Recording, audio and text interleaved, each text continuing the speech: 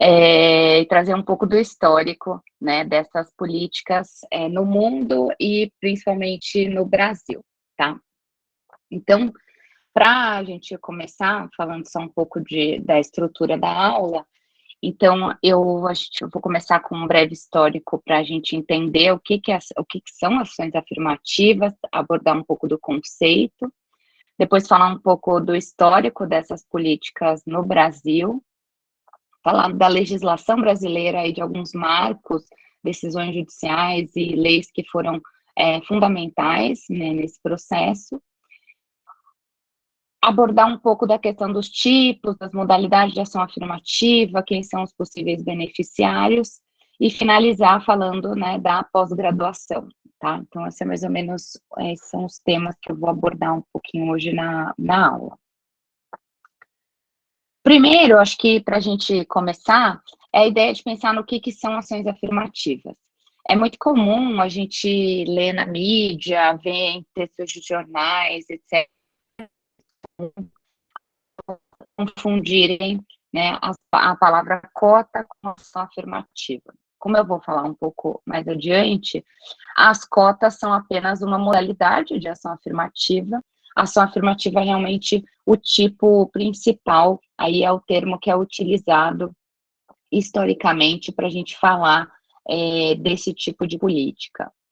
Então, a gente tem alguns conceitos, eu trouxe alguns para vocês, um conceito mais geral e um outro conceito um pouco mais restrito também que a literatura aponta. A gente tem uma série de conceitos que são dados para ações afirmativas, mas basicamente, a gente olhando todas essas possíveis conceituações, a gente consegue entender que uma ação afirmativa é qualquer política, né, ou até uma iniciativa, uma ação, não precisa necessariamente ser uma política pública, tem políticas públicas, políticas privadas, que tem, né, como finalidade promover recursos, oportunidades e direitos, né, isso inclui direitos civis, direitos políticos, direitos culturais, a grupos que ou ainda são alvo de discriminação ou foram alvo de discriminação no passado. Então, aí elas funcionariam como uma espécie de uma política de reparação e com uma política que tem o objetivo de a gente ter aí uma situação de justiça social. A gente tem alguns conceitos, então eu trouxe um trecho, né, do livro que eu escrevi com o João Feres, o Luiz Augusto e a Verônica, em que a gente conceitua, né, a ação afirmativa dessa forma, qualquer programa ou iniciativa que tem esse objetivo de conferir recursos ou direitos especiais para um grupo, né, social especificado, com o objetivo de atingir, né, de melhorar ali de atingir o bem comum. Então, o objetivo é a coletividade, né, não são direitos específicos e individuais, são direitos coletivos. E a gente tem uma série de categorias que são comuns, né, e que a gente utiliza quando a gente está falando dessas políticas. Então, a gente tem políticas de ação afirmativas baseadas, né, na etnia, em raça, cor, classe, ocupação, gênero, religião, castas, né, o fato da pessoa ter ou não uma deficiência, status migratório, tem uma série de categorias que são usadas. Essas que eu linkei aqui, que a gente coloca no conceito, são as mais comuns, né? E esses recursos que são distribuídos, né, ou oportunidades que são distribuídos pelas ações afirmativas, eles incluem uma série de possibilidades, né? Então, a gente tem aí uma série de opções para esse tipo de política. Então, por exemplo, a gente tem políticas que visam ampliar a participação política de um determinado grupo, promover o acesso à educação, tanto a educação básica quanto o acesso ao ensino superior, né, incluindo graduação e pós-graduação, políticas de saúde, questões relacionadas ao mercado de trabalho, então geração de emprego e renda, oportunidades de negócios, bens materiais, redes, né, de proteção social e políticas de reconhecimento cultural e histórico, né? Então, a gente tem muitas possibilidades, por isso que é tão difícil, né, da gente, tem algumas pessoas que confundem e colocam apenas, né, uma modalidade, mas é uma categoria bem ampla que abarca uma série de políticas que são implementadas, tanto no setor público quanto no setor privado. Eu vou focar, obviamente, hoje na apresentação, nas ações afirmativas que têm por objetivo o acesso ao ensino superior, mas tem muitas possibilidades. Uma outra conceituação que eu trouxe para vocês é de do professor Randall Kennedy, que escreveu um livro sobre ação afirmativa em 2015, e ele diz que ações afirmativas são políticas que oferecem aos indivíduos pertencentes a um grupo uma preferência sobre outros em competições por emprego, educação e outros recursos valiosos. Então, o professor percebe a preferência, né? Se você, a pessoa que pertence a um determinado grupo social, ela vai ter uma preferência, né, em processos competitivos. Mas eu acho essa concepção um pouco restrita, por isso que eu gosto mais de falar daquela concepção mais ampla, porque a gente tem uma série de políticas que podem ser entendidas como ações afirmativas e não necessariamente elas envolvem uma competição, né? Tem políticas de saúde, né? Então, no Brasil, a gente tem a política de saúde para a população negra, que é considerada uma política afirmativa, a gente tem políticas relacionadas a aspectos culturais, de valorização, né? Da cultura de determinados grupos. Então, por exemplo, no Canadá é muito comum esse tipo de política de reconhecimento cultural e histórico. Então, são muitas possibilidades. Então, eu acho que essas conceituações que, né, focam demais só nesse aspecto da preferência e da competição, elas acabam sendo um pouco limitadas nesse sentido, pensando principalmente se a gente for olhar para o caso brasileiro.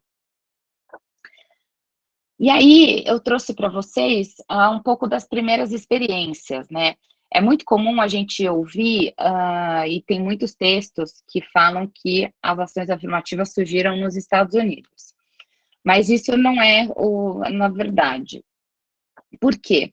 A Índia, né, na verdade, o primeiro país a implementar ações afirmativas, ou AA, se vocês quando verem na apresentação em alguns lugares eu coloquei AA, e ela faz isso no começo do século XX, porque a Constituição Indiana de 1950, ela prevê a reserva de vagas no governo, em cargos legislativos, cargos públicos e no ensino superior para determinados grupos. Então, esses são grupos que são grupos raciais e étnicos, mas também são grupos sociais. Então, a gente tem os Dalits, Adivasis, né, que são comunidades rurais de baixo status no sistema hindu, no sistema de castas. Então, eram políticas que tinham como objetivo reduzir um pouco da desigualdade existente entre as castas, mas com foco específico nas castas mais baixas, né, que representavam aí aproximadamente, na época, 24% da população. Era um percentual bem significativo, né? Então, a Índia foi o primeiro país a adotar esse tipo de política, e aí, esse tipo de política começou a ser replicado e difundido pelo mundo e replicado por uma série de outros países, né? Mas o caso que ficou mais paradigmático, ficou mais famoso, tanto na literatura quanto na mídia, é o caso dos Estados Unidos. Nos Estados Unidos, a gente tem a primeira expressão, o primeiro uso, né, da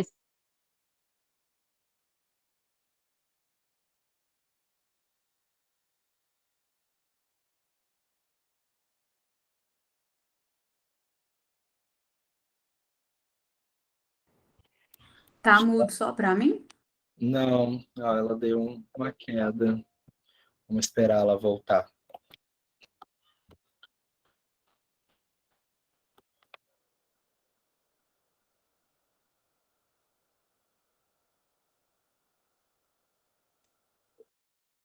Oi, Ana, voltou. Acho que agora voltou. Travou bem logo no início, quando você estava falando dos Estados Unidos.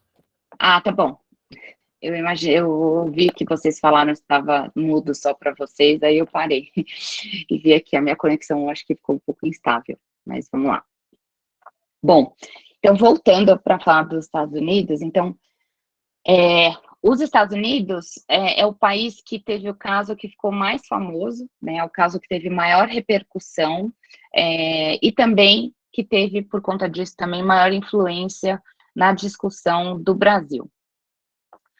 Então, esse é um caso muito importante e ele é um caso que tem uma relevância até de discussão no ano de 2022, mas eu vou explicar isso depois. Então, a primeira vez que a gente vê a expressão ação afirmativa sendo utilizada foi nos Estados Unidos em 1945, né? A gente tem uma lei, foi uma lei que versava sobre discriminação racial no mercado de trabalho no estado de Nova York.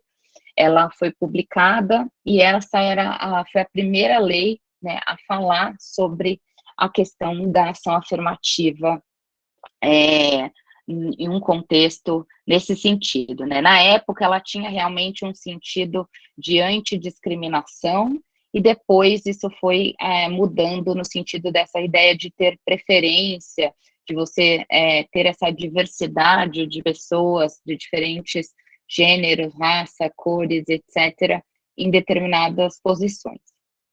Mas se a gente for olhar para a maior parte dos textos, né, que falam sobre ação afirmativa, a maior parte deles menciona que a primeira vez que a expressão foi utilizada foi em 1961, né, numa publicação, numa ordem executiva, uma espécie de decreto, né, do presidente John Kennedy. Em 45, a gente tem o uso da expressão sendo, né, o primeiro, mas não no sentido que a gente conhece de uma reserva de vagas ou de uma preferência, era mais no sentido de antidiscriminação, mas foi a primeira vez que a gente viu a expressão ação afirmativa. Depois do caso indiano, depois de 1961, nos Estados Unidos, a gente começa a ver a ação afirmativa sendo referida como políticas que dão realmente preferência, né, para grupos e conferem direitos a grupos específicos que foram, né, alvo de discriminação no passado ou ainda sofrem discriminação no presente e são, né, e por conta disso são alvo aí de uma série de desigualdades e enfrentam uma série de barreiras em vários setores. E aí a gente teve várias decisões, né, da Suprema Corte norte-americana a respeito desse tema. A gente tem a primeira delas na década de 60 ainda, versando sobre um caso de uma universidade, e na sequência depois a gente teve algumas outras que confirmaram, né, o entendimento das decisões anteriores.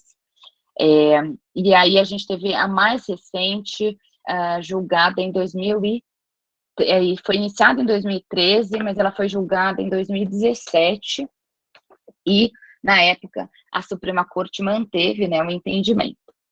O mais importante de se entender do caso dos Estados Unidos, e isso tem uma influência no debate brasileiro, é que nos Estados Unidos a gente não tem ação afirmativa na modalidade de cotas, de reserva de vagas, como a gente tem no Brasil. Isso porque, segundo a Suprema Corte norte-americana, as cotas rígidas, a reserva de vagas, elas são inconstitucionais, né, em relação à Constituição americana, mas na primeira caso deles, o Bach versus Universidade do Texas,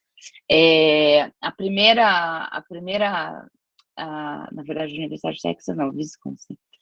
Na primeira decisão, a Universidade de Harvard e outras universidades entraram com o que eles chamam de amigos da corte, né? São instituições que podem apresentar argumentos ou favoráveis ou contrários, né, ao que está sendo discutido na ação, E a Universidade de Harvard e algumas outras instituições, né, consideradas de elite dos Estados Unidos, entraram, né, nesses processos e afirmaram que elas tinham políticas de ação afirmativa, que não eram na modalidade de cotas, mas eram modalidades mais brandas, né, em que a gente não tem um percentual de vagas reservado para um grupo, mas a diversidade dos alunos que são selecionados a cada ano é um critério, e a raça desses estudantes, desses candidatos, é um critério utilizado na composição desse grupo, né? Então, a diversidade ela é usada como um critério, dentre vários outros critérios, como questão geográfica, então pessoas que são dos Estados Unidos, dentre outros países, classe social, gênero, religião e uma série de outros aspectos, né? Então, a raça acaba sendo um único fator utilizado dentro da composição dessas turmas, né, o mais diversas possíveis. E aí, a Suprema Corte, na época, entendeu que esse modelo de considerar a diversidade, considerar a raça, gênero e outros critérios como um aspecto, dentre muitos outros, na composição das turmas, era algo compatível com a Constituição dos Estados Unidos, e por isso, então, eles entenderam que esse modelo, né, usado pela Universidade de Harvard e outras, era possível e poderia continuar sendo utilizado. E um dos principais argumentos usados nessa discussão era de que a ideia da diversidade, ela traria benefícios para todos, né?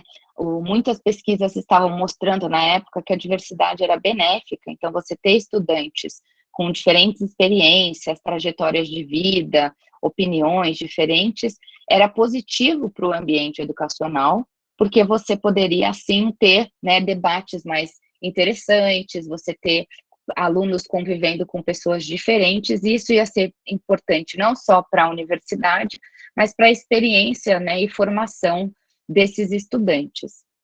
Então, esse foi o argumento, né, aceito, e esse caso dos Estados Unidos acabou sendo muito famoso, né, foi muito famoso aqui, foi muito debatido e serviu um pouco de inspiração para o caso brasileiro, mas no caso brasileiro a gente tem a possibilidade de cotas e lá, né, a Suprema Corte americana não permitiu. E por que eu falei que esse ano esse debate volta? Porque a Suprema Corte, agora nesse segundo semestre, vai analisar um novo caso, que foi um novo processo que foi ajuizado contra uma associação que é contrária às ações afirmativas, e foi proposta contra a Universidade de Harvard, novamente. E dessa vez eles alegam que, ao invés de falar da questão da raça da população negra, eles alegam que a universidade discriminava a população asiática. Então, esse é um dos argumentos. Nas primeiras, né, instâncias e nos tribunais, os primeiros, todos foram contrários e entenderam que a universidade não discrimina, mas isso vai de novo para a Suprema Corte, e hoje a gente tem uma composição bem menos favorável a esse tipo de política. Então, assim como aconteceu no caso do aborto, a gente tem a possibilidade, né, dessa decisão, desse precedente ser revertido, e a gente ter uma espécie de uma proibição, né, das ações afirmativas nas universidades de lá. Então, assim como é um ano importante aqui no Brasil, lá também, então, é um ano muito importante para as ações afirmativas de uma forma geral. E aí, pensando no caso brasileiro, acho que tem um conceito que é fundamental, antes da gente entrar na ideia da ação afirmativa aqui, que é a ideia de democracia racial. O mito da democracia racial e essa ideia de que os grupos, né, raciais brasileiros conviviam em harmonia, que não existiam desigualdades, que as desigualdades no Brasil seriam de classe e não relacionadas a aspectos de raça-cor, ela foi muito importante para, durante muito tempo, a gente discutir esse aspecto das ações afirmativas e ver posicionamentos contrários a ela, né? inclusive a gente vê até hoje, né, recentemente teve algumas pessoas se manifestaram novamente contra as ações afirmativas com esse argumento, né, de que é um país miscigenado e que não tem necessidade de ter esse tipo de política.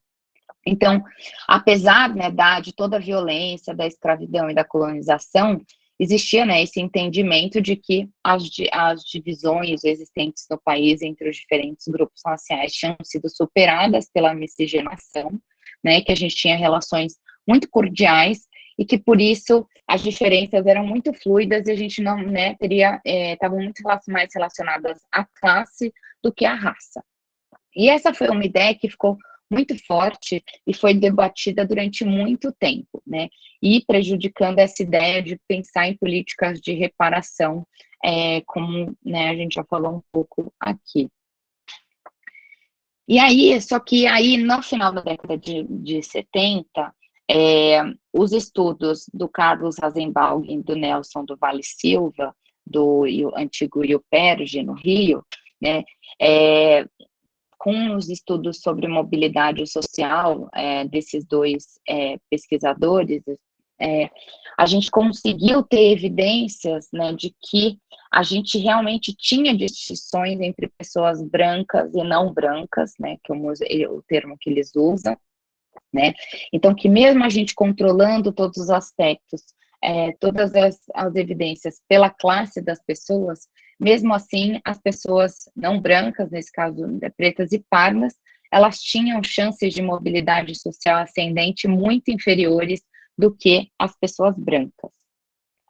E esses dados, e a partir daí, esses estudos do Carlos e do Nelson começam a ser replicados por outros pesquisadores e também por órgãos oficiais, como o IPEA e tudo mais, e a partir daí, a existência de um volume maior de dados, né, que mostravam que existia realmente essa distinção entre brancos e negros, né, e não só, o mito da democracia racial era realmente um mito, não era algo que se via na nossa realidade, né, isso, tanto esses dados, quanto o contexto, né, da democratização, do fim da ditadura militar, foram essenciais para que, né, o movimento negro unificado e também os outros movimentos negros, né, coletivos, eram muitos grupos, começassem a ter uma postura mais propositiva, né, então, olha, a gente tem dados aqui que mostram essas diferenças, então a gente precisa de políticas em tais e tais setores, né, e isso foi sendo articulado com o Estado e principalmente com agências internacionais. A gente teve uma influência de agências internacionais, ONU, Fundação Ford e outras organizações muito forte nesse período, né?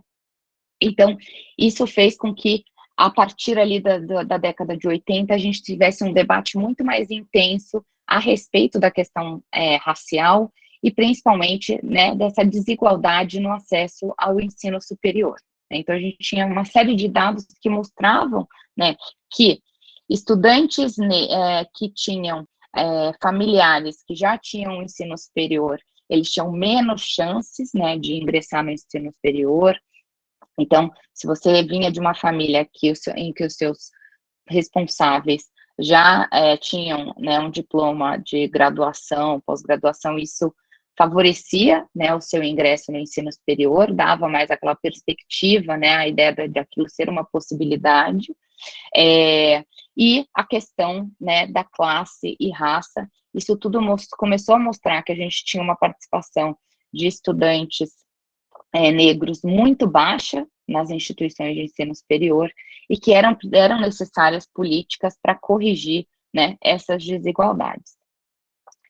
Então, logo em seguida, em 83, o Abdias, quando estava como deputado federal, apresentou um projeto de lei que propunha reserva de vagas para pessoas negras no serviço público, né, então, em concursos públicos, mas não foi aprovada na época, e a partir daí a gente começa a ter outras gestões. Um debate interessante que eu trouxe para vocês é a ideia, como eu falei, as políticas afirmativas existem muitas possibilidades, né? É um conceito muito amplo. Então, muitas pessoas tentam achar um marco, né, e saber qual foi a primeira ação afirmativa criada no Brasil, né, quando que isso aconteceu, e aí a gente tem duas vertentes ali principais. A gente tem alguns pesquisadores, como a professora Rosana Ehringer, da UFRJ, que entendem que a reserva de vaga, que a lei do boi, né, que é uma lei que era de 1968, foi a primeira ação afirmativa no Brasil, porque ela reservava vagas na universidade para filhos de fazendeiros. Então, era uma política de reserva de vagas, mas eram para um grupo que já tinha, né, uma série de privilégios à época, né, então ela era uma ação afirmativa bem diferente da que a gente tem atualmente. Já uma outra vertente com a qual eu concordo mais, entende que as ações afirmativas surgem no Brasil com a Constituição de 88. Apesar da Constituição, ela não reservar vagas, no caso, por exemplo, para pessoas negras, a gente não tem cotas raciais previstas na Constituição, a Constituição, no artigo 37, prevê a reserva de vagas para pessoas com deficiências em cargos e empregos públicos, né? Então, quando a gente olha para os editais de qualquer concurso público que acontece no Brasil, em qualquer nível, federal, estadual, legislativo, judiciário, a gente sempre tem um percentual de vagas que é reservado para pessoas com deficiência, com exceção de concursos que têm um número muito baixo de vagas. Então, esse é o entendimento de que a ação afirmativa surgiu no Brasil com a Constituição de 88, porque aí realmente a gente tem uma política que foi implementada com o objetivo de corrigir uma desigualdade, né, e prever um direito para um grupo que sofria, né, e ainda sofre discriminação na sociedade, que é o caso das pessoas com deficiência. Principalmente, né, com muita força aí no mercado de trabalho. Então, essa foi a primeira ação afirmativa que a gente tem prevista constitucionalmente. Mas, apesar, né, da Constituição não prever reserva de vagas nem no ensino superior, nem em concursos, nem no legislativo para pessoas negras, a Constituição, que na época foi chamada, né, de Constituição Cidadã, ela traz as bases, as principais bases normativas, as bases do direito, que foram utilizadas como argumento para a criação, né, de ações afirmativas no ensino superior, muitos anos depois. Então, a Constituição teve um papel fundamental e o processo todo da Constituinte foi muito relevante nesse sentido. A gente teve um papel do movimento negro muito forte, né, nesse momento, para pensar em artigos ali, proposições que tentassem corrigir algumas desigualdades, então prever o racismo enquanto um crime inafiançável e imprescritível, a previsão dos direitos da população quilombola, né, direitos de propriedade e alguns outros. Então, tudo isso serviu de base para toda a discussão que a gente teve ali a partir do final da década de 90 a respeito, né, das ações afirmativas no ensino superior. E aí, uma das coisas que a gente tem, que foi muito discutida na época pela literatura, foi assim, o que, né, de onde vieram as ações afirmativas no país, quais foram os atores que mais influenciaram nesse processo, né, de aprovação dessas políticas e tudo mais. E o que a literatura entende, a gente vê um certo consenso na literatura, é de que a gente teve uma confluência de uma série de grupos, né, de pressões de vários grupos que contribuíram para que esse tipo de políticas, né, começasse a ser implementado no país. Então, a gente teve uma pressão muito forte de organismos internacionais, né, como a Organização das Nações Unidas e outras fundações que financiavam projetos no Brasil e queriam ajudar nesse processo e contribuir apoiar o movimento negro nessa luta. A academia, porque, como eu falei, por conta da questão dos dados, né, uma série de acadêmicos começou ali a contribuir, né, e foi como alguns professores falam, né, foram cooptados, né, pelo movimento negro para ajudar nessa discussão, trazendo argumentos não só, né, factuais, mas trazendo pesquisas, dados estatísticos a respeito das desigualdades existentes no país, o movimento negro e também do próprio governo, né? A partir o governo do presidente Fernando Henrique Cardoso foi o primeiro que reconheceu a existência, né, de racismo no Brasil. Então, foi a primeira vez que um presidente reconheceu que existia discriminação racial no país e que era necessário pensar em políticas para diminuir essas desigualdades. Então, em 1997, num seminário que foi organizado para discutir essa questão, o FHC falou, né, o Fernando Henrique disse que reconhecia a necessidade de políticas para diminuir as desigualdades raciais, mas ele, naquela época, ainda era um pouco relutante à implementação do modelo de ação afirmativa como nos Estados Unidos, né, tanto como uma reserva de vagas, que era uma coisa que estava sendo discutida na época, quanto também a questão da diversidade, etc., né, então, ele, apesar de ser um sociólogo, então, ele tinha esse reconhecimento das desigualdades, mas ainda tinha, né, esse aspecto do governo ser um pouco relutante com relação à criação de ações afirmativas, e isso vai mudando a partir dos anos 2000, né, com as mudanças de governo, e as mudanças do governo também Lula 1 e 2, depois do governo Dilma, a gente teve aí realmente um contexto político que era favorável à implementação. A gente tinha uma série de ativistas e acadêmicos que começaram a se envolver no governo, né, e se infiltrar dentro da burocracia estatal e contribuir para que essas políticas fossem discutidas e implementadas em diferentes áreas. Um marco super importante que a gente tem é o da Conferência de Durban, em 2001. A Conferência de Durban foi estruturada de uma forma que o objetivo da ONU é que ela fosse o maior evento para discutir racismo nos dias atuais, né, então nos anos 2000.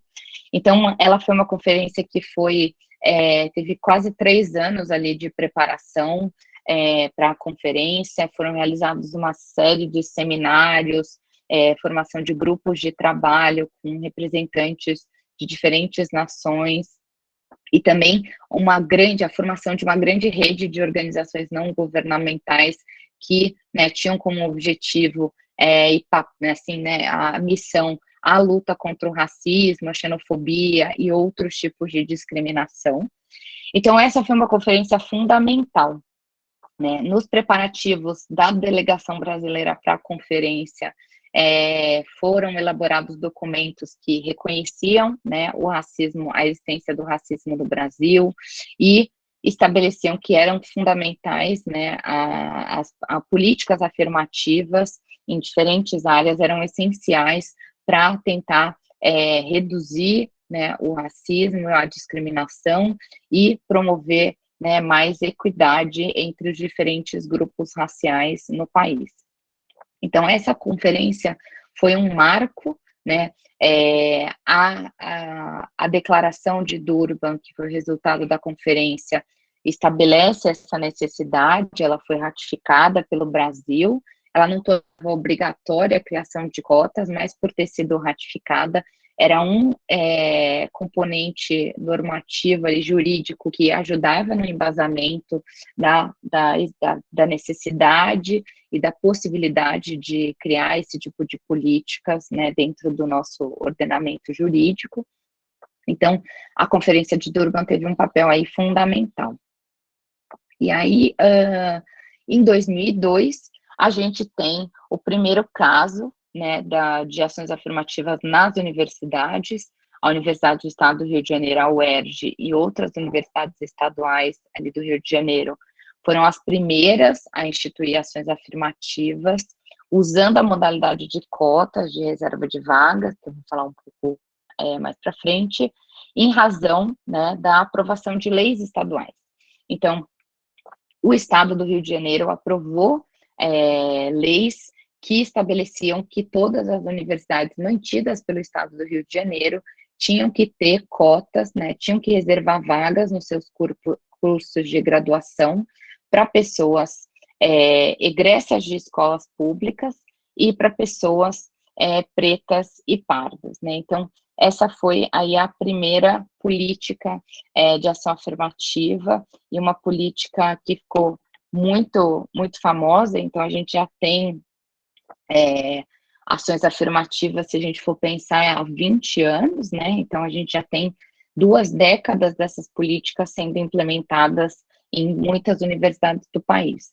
Depois disso, no mesmo ano, a Universidade do Estado da Bahia, a UNEB, criou também um programa de cotas raciais, e logo em seguida, em 2004, a UNB se tornou a primeira universidade federal a criar esse tipo de política.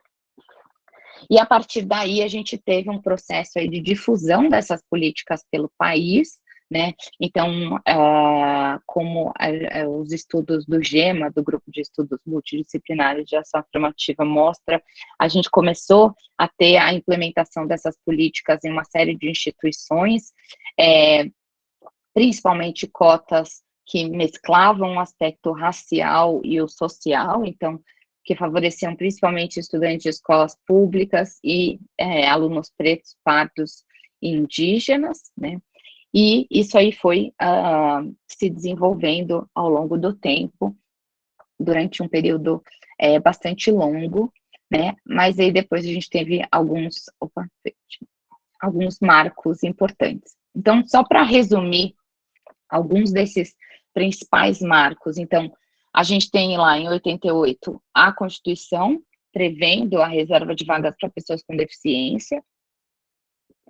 Em 2001, a Conferência de Durban, né, e o reconhecimento de que era necessário adotar ações afirmativas na educação, na política e outros espaços ali de decisão e de poder importantes. Depois disso, em 2002, a gente teve uma lei federal que criou o programa Diversidade na Universidade, né, e permitiu que essas universidades que eu falei, da UNEB e a UERJ, criassem ações afirmativas, né? A gente tinha uma lei que, né, tornava isso uma possibilidade. Então, o medo jurídico que muitas instituições tinham acabou, né, tendo um embasamento mais forte.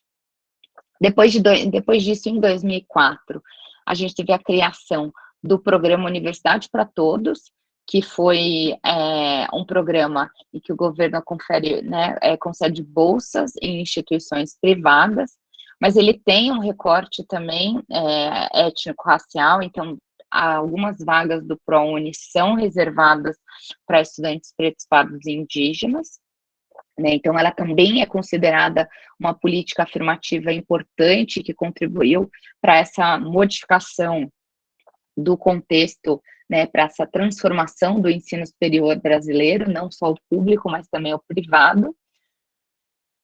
Em 2010, a gente teve a aprovação do Estatuto da Igualdade Racial, que também incentivava as universidades públicas a adotar ações afirmativas para a população negra. Então, esse também foi um outro marco fundamental, né? Então, a gente já tinha ali 2 leis importantes que incentivavam a criação de ações afirmativas no ensino superior, o que dava mais força, né, e mais legitimidade, digamos assim, jurídica, para as instituições discutirem isso nos seus conselhos universitários e aprovarem, né, pensando dentro da sua autonomia universitária. Então, esses foram marcos ali até 2010, e aí em 2012 a gente tem o ano que foi o ano mais importante para as ações afirmativas no ensino superior.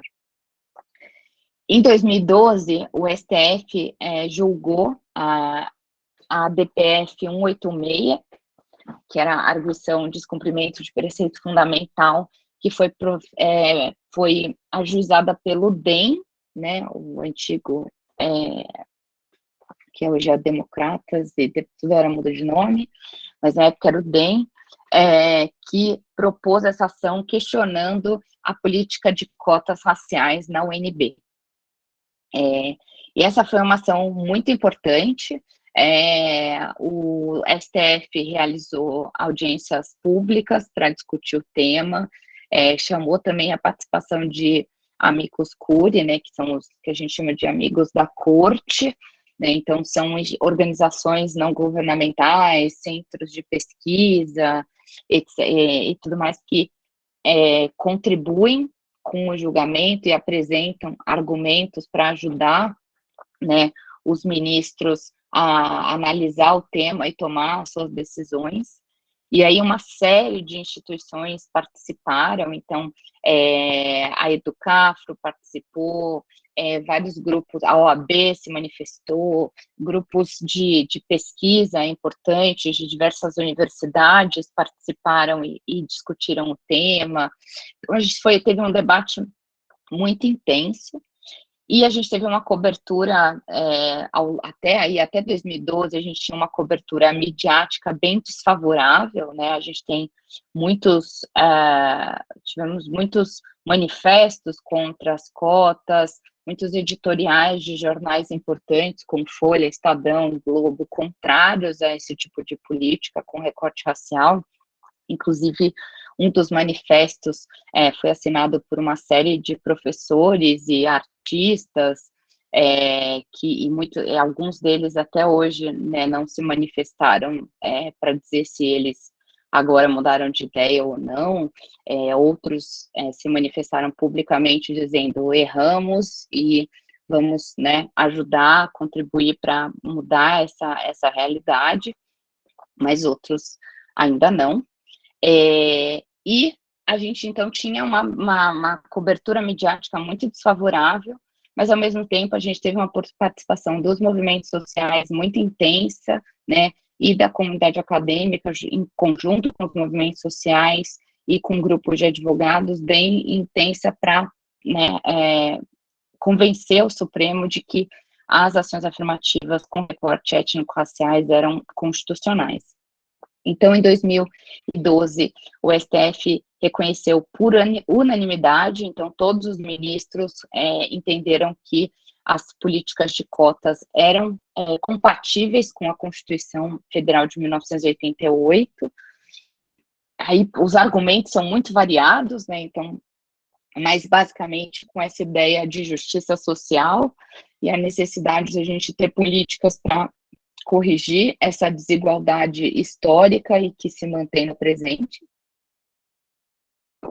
E aí, no mesmo ano, logo poucos meses depois da decisão do STF, o Congresso Nacional aprovou a Lei Federal 2.711, que é mais conhecida como Lei de Cotas, e que criou as cotas sociais e raciais nos cursos de graduação e de ensino médio técnico em todas as instituições federais de ensino superior e ensino médio técnico. Então, esse foi um marco fundamental. A gente já tinha uma série de projetos de lei a respeito de cotas no Congresso, e só em 2012 que isso foi analisado e a gente conseguiu uma posição favorável. Depois disso, em 2014, a gente teve a Lei 12.990, que reserva vagas para pessoas negras nos concursos públicos federais, né, e que tem uma influência no ensino superior, porque, desculpa, gente, ela se aplica para os concursos tanto de técnicos administrativos das universidades federais, como para docentes, né, então, ela tem um impacto no ensino superior também, ela tem uma série de problemas, porque a lei prevê que a cota, os 20% só são aplicáveis em caso de concursos com 3 ou mais vagas, e no caso dos concursos para docentes, a gente tem um problema porque em muitos departamentos são publicados editais únicos com uma vaga, 2 vagas, e com isso as cotas não são adotadas, né, a gente tem uma pesquisa enorme sobre o tema, que foi feita pelo professor Luiz Melo, da Universidade Federal de Goiás, e já foi publicada na revista Cadernos de Pesquisa da Fundação Carlos Chagas, em outras revistas também, que mostra que na maior parte dos concursos para docente as cotas não são aplicadas, e aí a partir disso, né, dessas denúncias e tudo, muitas universidades começaram a mudar a sua forma de publicar os editais, então agora a maior parte delas junta muitas vagas em um edital único para poder aplicar a reserva de vagas, e aí algumas fazem sorteio das vagas que vão ser reservadas, isso já está previsto no edital, outras esperam as pessoas se candidatarem para ver se tem pessoas negras se candidatando em todas as vagas, e nas que tiverem pessoas negras, aí eles sorteiam quais vão ter reserva de vagas, tem várias possibilidades. Essa lei também foi muito discutida, e a OAB Nacional entrou com uma ação direta de constitucionalidade, pedindo para que o STF reconhecesse a constitucionalidade da lei de cotas nos concursos, o que aconteceu em 2012. Em 2012 também a lei de cotas, a 2.711, foi alterada para incluir as pessoas com deficiência entre os beneficiários, e no mesmo ano o MEC publicou uma portaria normativa 13 de 2016, que contribuiu para que programas e universidades criassem ações afirmativas na pós-graduação. Então, esse foi mais ou menos, assim, se a gente for pensar em marcos históricos em termos de legislação e decisões judiciais, esses foram os principais. E em 2017, a gente tem a USP e a Unicamp sendo as últimas universidades a aderir às ações afirmativas na modalidade de reserva de vagas, de cotas. As duas universidades já tinham, há mais tempo, políticas afirmativas, mas na modalidade de bônus, né, na modalidade em que você confere pontos adicionais para pessoas que preenchem determinados critérios. Então, a USP tinha o Inclusp e a Unicamp tinha o PAAS, e aí, em 2017, o Conselho Universitário aprovou, né, a modificação dessas políticas e a implementação de cotas raciais, tanto sociais e raciais, então mais na modalidade de reserva de vagas e não mais na modalidade de bônus. Então, esse também foi um marco. E aí, uma pergunta que muitas pessoas fazem, a gente vê muito em jornais e às vezes nas redes sociais e também em conversas em rodas de amigos e familiares, as pessoas perguntando se, né, só as pessoas negras que são beneficiadas por ações afirmativas, ou de que a gente só tem cotas raciais, etc. Na verdade, como eu falei lá no começo, as ações afirmativas, elas costumam beneficiar uma série de grupos, né, de grupos que ou ainda são alvo de discriminação na sociedade, ou foram alvo de discriminação no passado, e são muitos critérios, como cor, raça, região, moradia, local de moradia, religião, deficiência, aspectos socioeconômicos, gênero, raça, casta. A gente tem muitos aspectos, então tem muitos grupos que podem ser beneficiados por essas políticas. Só para vocês terem uma ideia, aqui no Brasil, o que a gente tem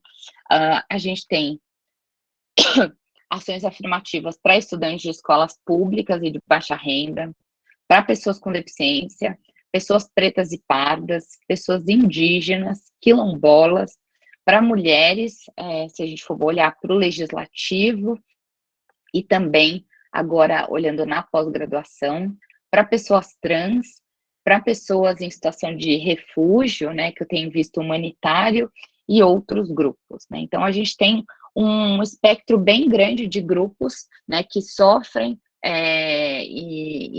a discriminação na sociedade e tem níveis de desigualdade muito altos em comparação com outros grupos e que são beneficiados por políticas afirmativas. E aqui eu coloquei uma charge que é muito famosa quando a gente fala de ação afirmativa, que é a ideia da meritocracia, né? E essa é uma charge que ilustra isso, né? A ideia de que as pessoas vão correr a mesma distância, mas a ideia de se considerar realmente que algumas pessoas enfrentam uma série de obstáculos para chegar, né? E partem de pontos aí diferentes em termos de oportunidades, e por isso, por todo o histórico de discriminação, racismo estrutural e desigualdade, e por isso elas precisam de apoio para conseguir chegar, né, e superar todos esses obstáculos, né, e barreiras que existem na nossa sociedade. E aí, aqui eu trouxe para vocês como funciona a lei de cotas hoje.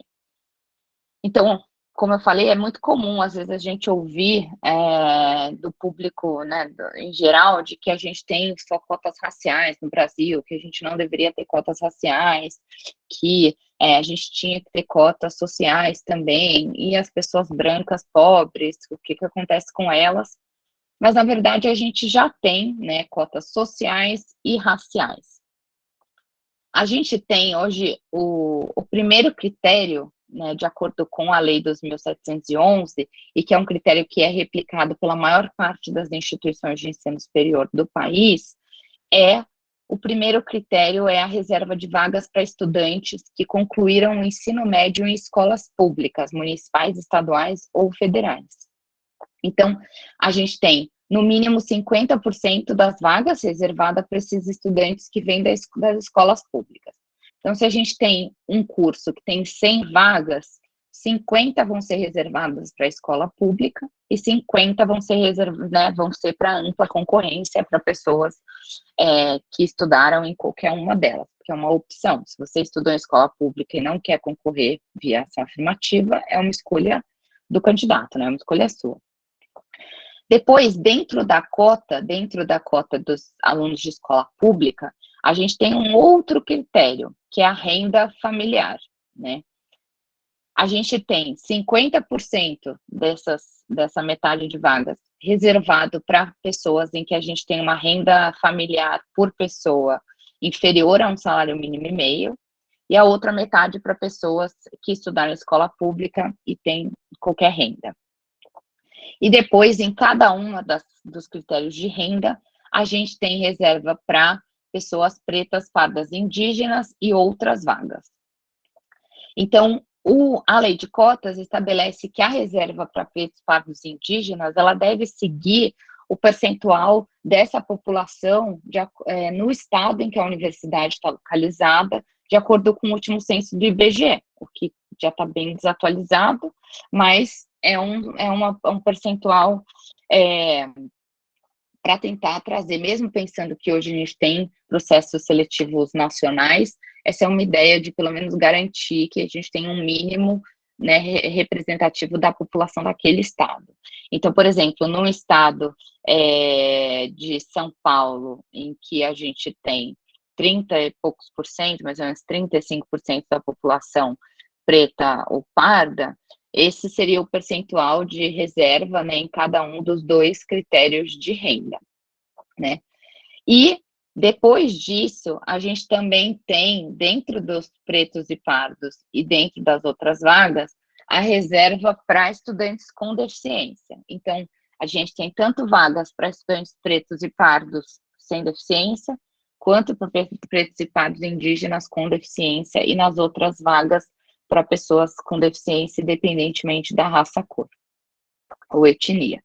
Então, a gente tem um sistema que inclui classe, né? Então, o fato de ter estudado em escola pública, porque é um proxy de classe, renda, a questão étnico-racial e a deficiência. Então, a gente tem 4 etapas aí de preenchimento. Então, a cota, ela só entra na terceira etapa. Então, a gente não tem que 50% das vagas vão ser necessariamente para pessoas pretas, pardas e indígenas. Pelo contrário, a gente só tem ali que mais ou menos uma metade dessas vagas vão ser reservadas, dessa metade. Então, a gente tem um percentual bem menor, mas estudantes brancos que estudaram em escola pública, tenham renda familiar baixa ou não, eles também podem ser beneficiados pelas ações afirmativas. Então, a gente tem várias modalidades. E aí, entrando na questão das modalidades, como eu falei, uma coisa que é muito comum a gente ver é uma espécie de confusão entre ação afirmativa e cota, né? Tem muitos textos que usam essas duas expressões como sinônimos. Mas, na verdade, a cota, que é um nome usado para falar de reserva de vagas em algum processo seletivo, ela é apenas, né, ela é só uma modalidade de ação afirmativa, né? Então, essa é uma modalidade em que, né, um percentual de vagas vai ser reservado, né, um número específico de vagas vai ser reservado para pessoas que se identificam, se autodeclaram de determinados grupos, né, como pessoas pretas, pardas e indígenas, mas existem várias outras modalidades possíveis de ação afirmativa. Mas se a gente olhar para o ensino superior no Brasil, hoje a modalidade de cotas é a que prevalece em todas as instituições de ensino superior, né? Antes a gente ainda tinha instituições que adotavam o bônus, mas os estudos mostravam que o bônus ele incluía, mas incluía de forma muito mais lenta do que da cota, né? Então, as universidades precisariam de muito mais tempo de ação afirmativa para conseguir chegar nos níveis que elas têm atualmente, né? Porque o bônus era só uma ajuda, mas que não era suficiente para alavancar esse ingresso e reduzir essa desigualdade. Então, a gente tem muitas modalidades, né, de ação afirmativa, tanto no setor público como privado, e não só, aqui eu não falando nem só de ensino superior. Então, a gente tem a ideia de concessão de bolsas de estudos e auxílios estudantis. Então, por exemplo, o ProUni é considerado uma ação afirmativa, porque ele concede bolsas de estudos em instituições privadas, e também tem o recorte aí social e racial. Em alguns países, pessoas de determinados grupos têm preferência, né, na contratação com o poder público, então, preferência em licitações, né, em contratações aí com órgãos públicos. A gente tem ações afirmativas ligadas à participação política, então a gente tem países que têm cotas mesmo, reserva de vagas nas cadeiras legislativas para pessoas, para mulheres, e alguns mais recentemente aprovando também para pessoas negras, ou pelo menos discutindo essa possibilidade.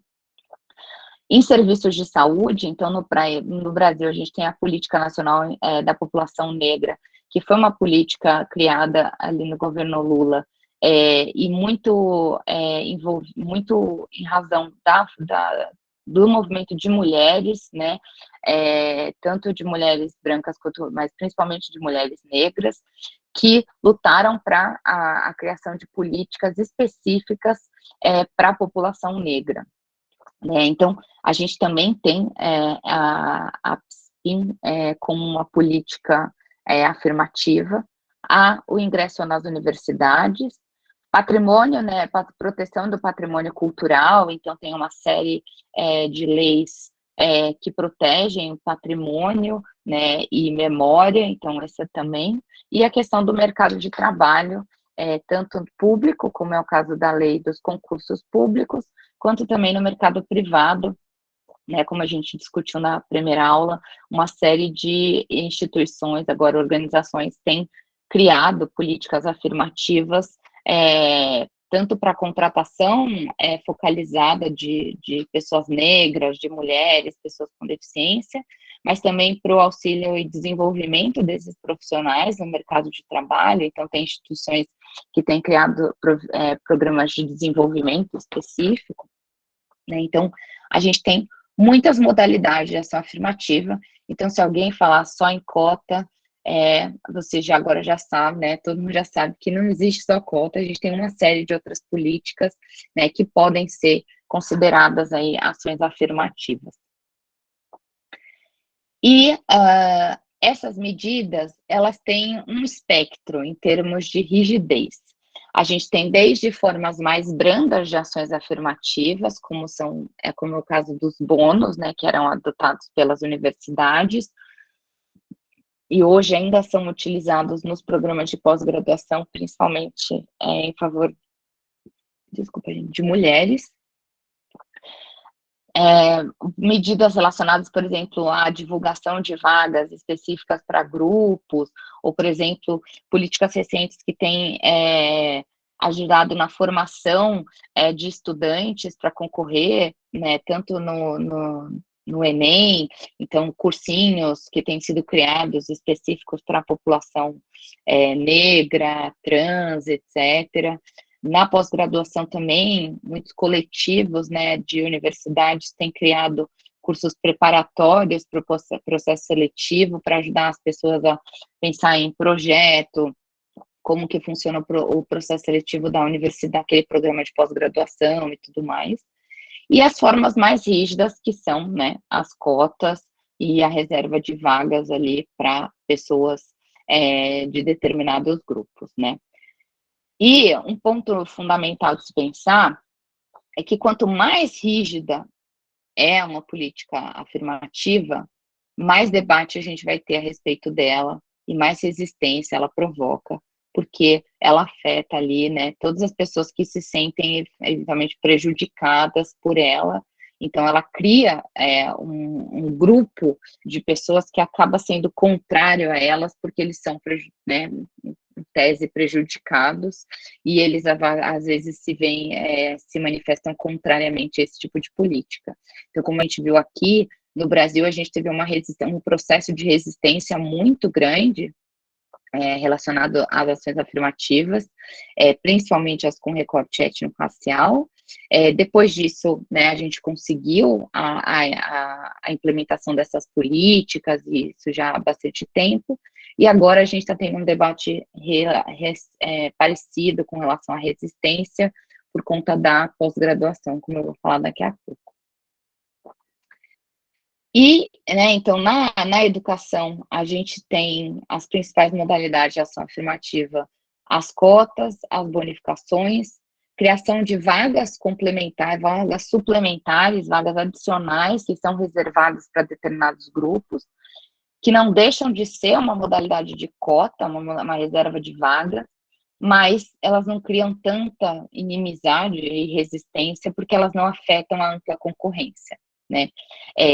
Então, esse é até um ponto que a gente fala bastante das ações afirmativas no país, em que, se a gente for olhar no todo, a gente teve um cenário em que o número de vagas na ampla concorrência no país, ele não foi tão afetado pelas ações afirmativas, porque a gente teve uma ampliação do ensino superior muito grande na última década, né? Por conta do ReUne e de outras políticas que criaram uma série de instituições de ensino superior, o número de vagas aumentou muito. Então, é como se as vagas que já existiam, né, antes na ampla concorrência, elas continuaram lá. Então, de uma certa forma, as pessoas não foram assim tão prejudicadas como, né, muitas vezes a gente acha que foram, né, ou elas pensam que foram, mas porque a gente teve realmente também uma expansão muito grande do ensino superior. Então, as vagas, mais ou menos, da ampla concorrência, elas estão em número muito parecido com as vagas que a gente tinha quando as cotas começaram a ser implementadas. A gente também tem processos seletivos exclusivos, então a gente tem universidades que têm vestibular indígena, vestibular quilombola, e muitas políticas que são consideradas políticas brandas, mas também ações afirmativas, relacionadas aí à permanência e assistência estudantil, como moradia, transporte, alimentação, distribuição de bolsas, né? Então, a gente tem uma série de políticas aí, que infelizmente foram muito impactadas pelos cortes nos últimos anos.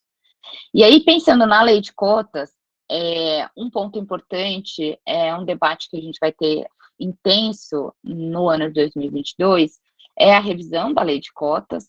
A lei de cotas completou 10 anos, a lei de cotas previa que o executivo tinha competência para fazer uma revisão, né, e análise, né, avaliação da política de ação afirmativa, mas em 2016, quando a lei alterou e incluiu as pessoas com deficiência, isso foi alterado também, e essa competência do executivo foi removida. E a lei passou a prever só que ela tem que ser revisada depois de 10 anos de vigência. Mas um aspecto fundamental, pensando juridicamente, como eu vim do direito, aproveitei para falar um pouco disso para vocês, é que a revisão de uma lei, ela é diferente da gente falar de que a lei vai deixar de existir, vai perder a sua vigência por conta do fato dela ter um prazo de validade. A lei de cotas, ela prevê só a revisão, ela não fala que a lei deixa de valer depois de tanto tempo, né? Então, a lei, se os parlamentares quiserem, porque a competência é do Congresso, eles podem alterar a lei para atualizar alguns critérios, alguns aspectos, em razão, né, da gente ter tido mudanças no contexto do país e uma evolução dessa questão, né? Mas ela não deixa de existir. De acordo com a legislação brasileira, a lei de cotas, ela só para de existir, ela só deixa de existir se a gente tiver uma outra lei, se o Congresso aprovar uma outra lei revogando a lei de cotas, né? Essa é diferente da lei de cotas nos concursos, que essa sim tem um prazo de vigência. Ela diz que a lei ela tem um prazo de vigência aí temporária e que ela vai ficar tendo efeitos apenas por 10 anos. Então, em 2024, a gente vai ter realmente uma discussão para ver se a gente prorroga, se a gente estende o prazo da lei de cotas nos concursos ou não. Mas o caso da lei de cotas no ensino superior, não é esse o entendimento. A ideia é de que teria uma revisão, então, uma discussão para eventualmente atualização de critérios, mas isso não significa que a lei vai ser prorrogada, nada, porque ela não tem prazo de validade, né? Ela não deixa de existir e de ter eficácia depois de um certo período de tempo.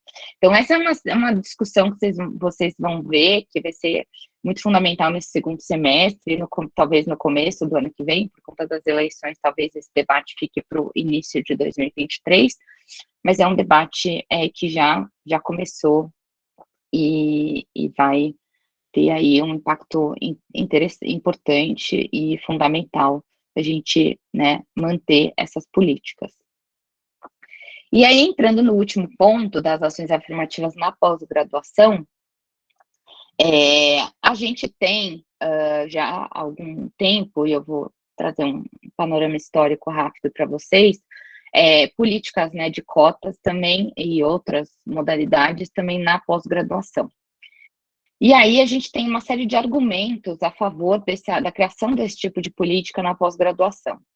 A primeira delas, né, a primeira ideia, o primeiro argumento mais intenso e que tem sido discutido com mais intensidade é a ideia de diversidade, e o quanto é importante a gente ter um corpo de pesquisadores, de estudantes de pós-graduação e pesquisadores que seja representativo da população, né, e como essa diversidade traz benefícios para a ciência, né, para o saber científico. Então, a gente tem uma série de estudos mostrando que grupos e equipes de pesquisa mais diversos geram mais inovação, trazem aspectos diferentes em termos temáticos, teóricos, metodológicos, né?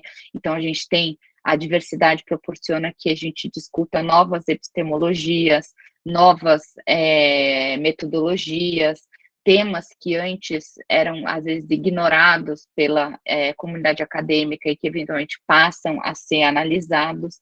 Então, a diversidade é um dos principais argumentos a favor desse tipo de política.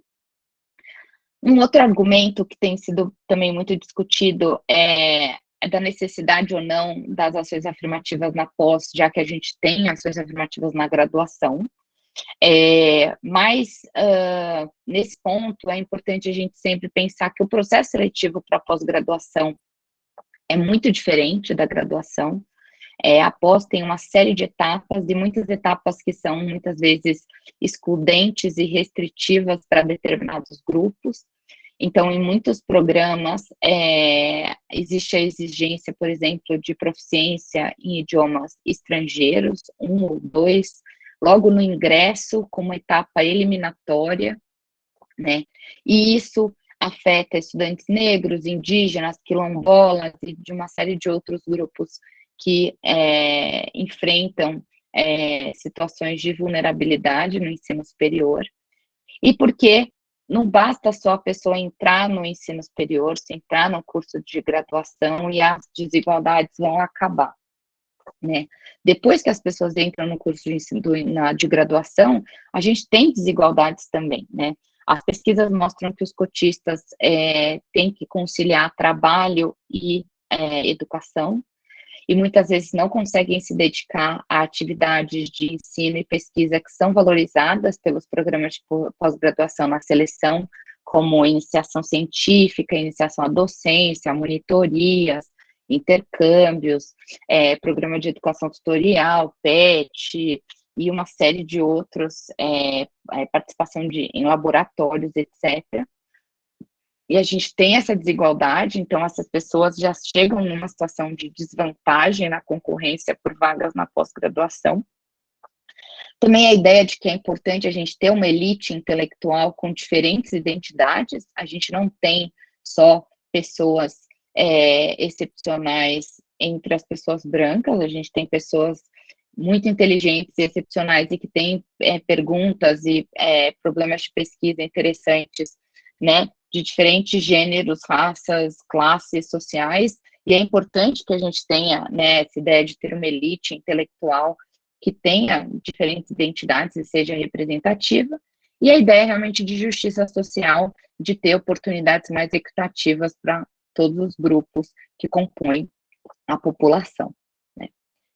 E, pensando num histórico, a primeira proposta de cotas que a gente vê na pós-graduação, ela apareceu em 1999, na proposta que foi apresentada na Universidade de Brasília, já existia menção à desigualdade no acesso à pós-graduação e a quantidade muito baixa de professores negros existentes no país, mas na época isso não foi implementado pela universidade.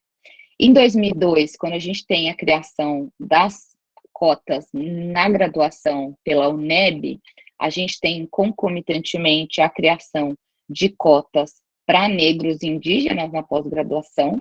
Então, o que eu costumo falar é que as ações afirmativas, elas, na graduação e na pós, elas nasceram no mesmo momento, mas elas tiveram processos de desenvolvimento muito diferentes, né?